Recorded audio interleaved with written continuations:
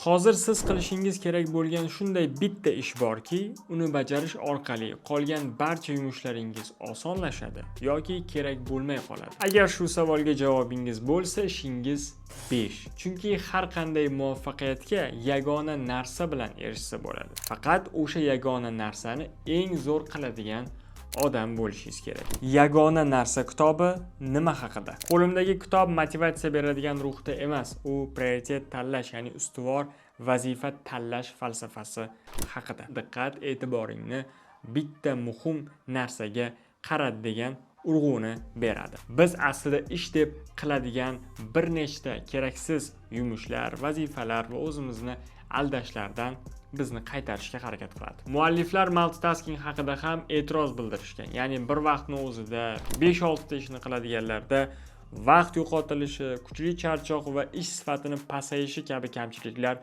ko'payishini aytishgan. Bir nechta ishga birdaniga yopishasiz va hammasi yoki o'rtamiyona yoki rasvo bo'ladi. Kitobdagi 100% fikrlarga qo'shilamanmi? Albatta yo'q, chunki ayrim mavzularda mualliflar biroz yengil qarab yuborgan bo'lishi mumkin. Ya'ni u darajada oson bo'lmasligi mumkin. Lekin subyektiv fikrim u menga haqiqatda prioritetlarni to'g'ri qo'yishni o'rgatdi.